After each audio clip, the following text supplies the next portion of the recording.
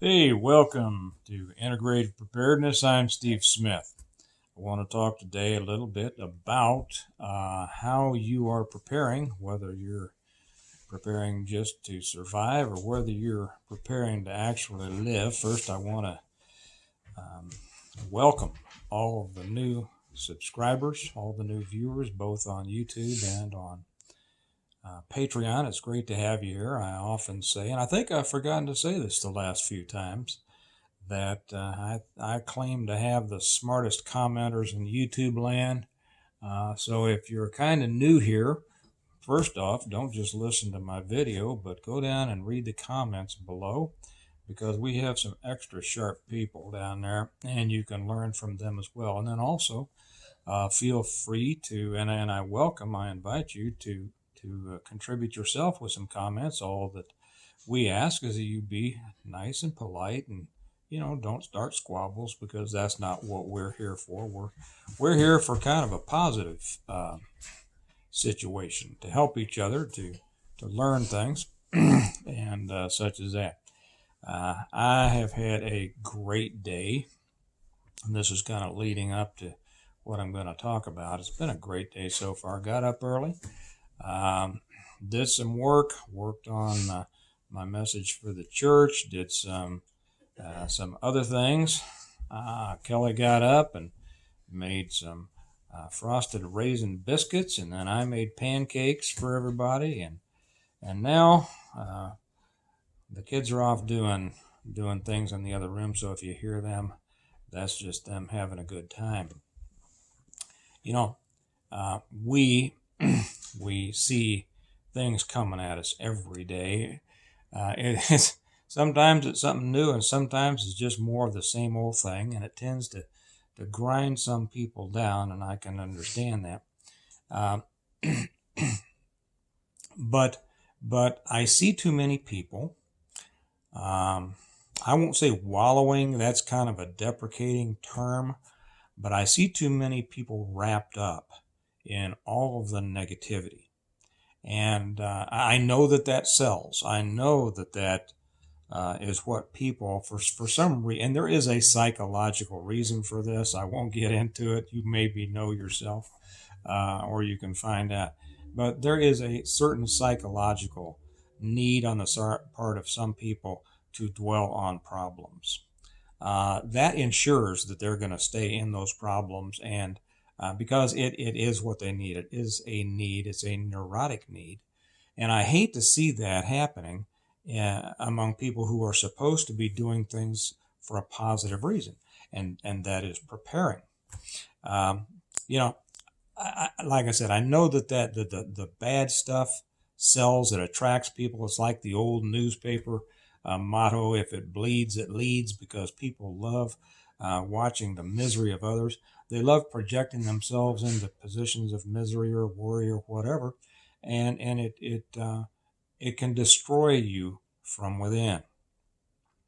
I don't see enough. Let me say this: I don't see enough positivity, in my opinion, in the preparedness world, and I think that that's a shame. I understand that the negativity attracts, like I said, but it doesn't serve a good purpose, in my opinion. Okay. Now you can say that the negativity serves a good purpose in that it spurs people on to prepare against bad times. To a small degree, I will agree with that. When I did a couple of videos, well, let me do it the other way around. I did a video sometime back on you may have 3 months. Now that implied that maybe something horrible was going to happen in 3 months. It's not exactly what I meant, but that title, I think, drew so many people. I got over 100,000, I think it's like 110,000 views on that thing, which is just out of the park for me. Okay, I don't get that kind of views. I know a lot of people get that kind of views just putting something up. Not me. I get 1,000, a couple of thousand views, and that's fine. because of the way that I prefer to address it is more from a positive angle. And when I put up the good things like how to live a good life, and I don't mean that from like I'm good, but how to live a positive life, that thing will get 800 views. It's too bad, because for those people who are too wound up in needing a horror or a problem or some impending catastrophe, it sucks the joy out of you. And you're not supposed to just be here surviving. That's not what God put us here for. I just asked my 10-year-old daughter if she says, "What are you going to do your video on?" I said, "Well, it's going to be on the difference between surviving and living." And I asked her, "What do you think the difference is between surviving and living?" And she wasn't quite sure. She got closer than I think a lot of people might, but she says, "Well, surviving is the same as living and all that." No, it's not. Surviving is not dying, and it is a passive way to prepare for the rest of your life, simply not dying. Okay, that's totally different than living. We are meant to live full lives. We are meant to live lives full of joy and happiness and challenge and love. I know those aren't things that are normally mentioned in preparedness videos, but we are meant to live full lives, not just fulfilling ourselves, but then fulfilling the needs of others around us. In that way we all tend to support each other. We had, whereas surviving is simply trying not to lose, living is living trying to win. Does that make any sense? And I think two people are simply concentrating on not losing. We had a football coach here in Kansas City I was never a big fan of. Seems like I was the only one who didn't like him. His name was Marty Schottenheimer. And Marty Schottenheimer played what they call Marty ball, smash mouth, blah, blah, blah. Schottenheimer always played trying not to lose. He was a big believer in the defense, right? Well, as a result, he won a lot of games during the regular season. And I don't think he ever won a postseason game. Now, I could be wrong, but he never took the team to the championship. It was always next time. It was always about rebuilding. It was always about not losing. Other teams, they'd get out there and they'd take it to him. It'd be 2 minutes left in the game and you're down 13 points, right? And Marty Schottenheimer would run a bunch of running plays and then wonder why he didn't win the game. Whereas John Elway would go out there and make 3 touchdowns in 2 minutes, right? You guys remember Elway? There were others like him, Montana and some of the others.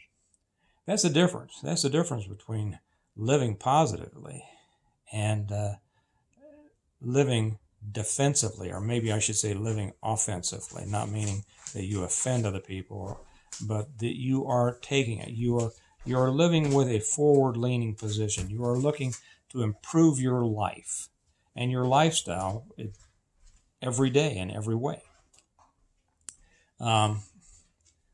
I try, and I see it around me too, and I see it on some other channels that occasionally I'll wander by, and I see it in some people around me in the preparedness world.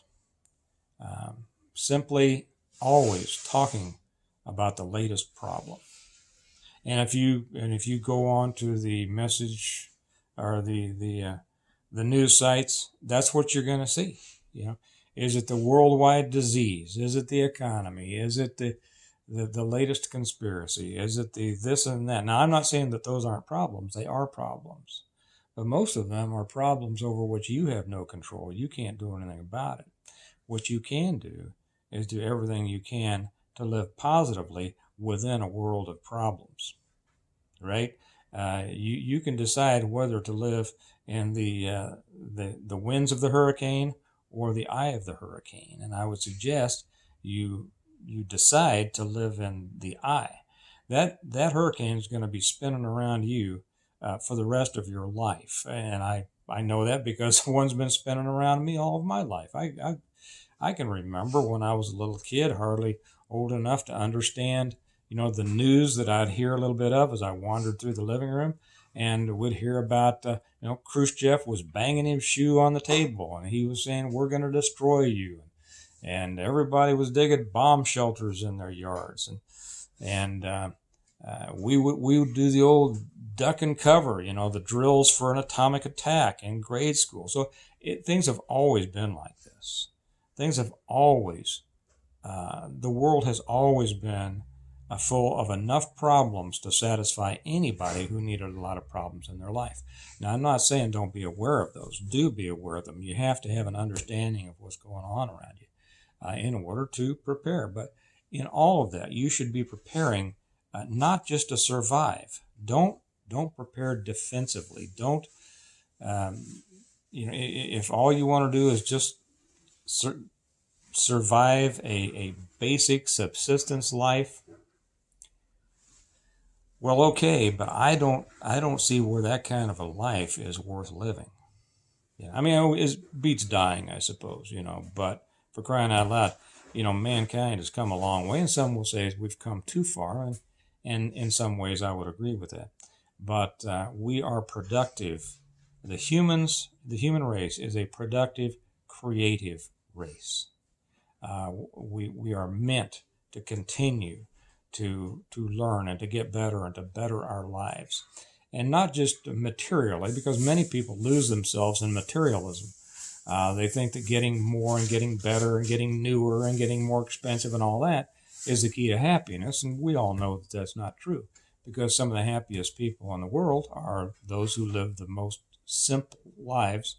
And I've seen that in my life. And a couple of the most, of the happiest times in my life is when I had the least. But it was never about hiding out. It was never about fretting about the latest problem that was going to roll over me and destroy me. It was always about, understanding what was going on in the world and saying that every day I'm going to make the day a high quality day. I'm going to make it a day full of joy and productivity or relaxation. You don't always have to be out there doing something. I think too many people burn themselves out because they don't take the rest that they need. But making that decision, that conscious decision. So, I would just encourage, and especially all the new people out there who are coming on, don't be, frightened into paralysis by all this news about, this is coming, this is coming, this is happening, that's happening, this is horrible, and this is the next thing that's going to destroy you or the country or the earth or whatever, in the next few days, weeks, months, whatever. It's good to prepare. You should prepare. Everyone should prepare. But as I say, not at the expense of living a good quality, joy-filled life today. So take a look at what you're doing, why you're preparing, how you're preparing, what you're preparing for.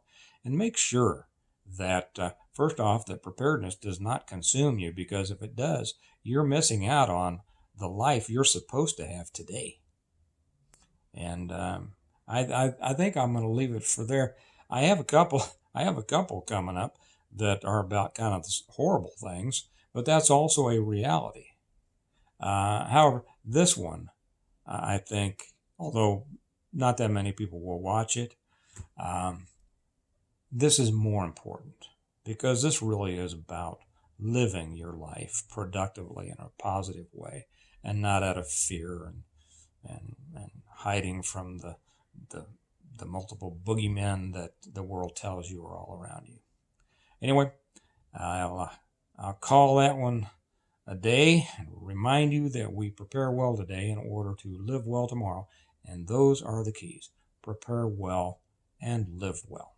You all have a good day. I'll talk to you later. Bye-bye.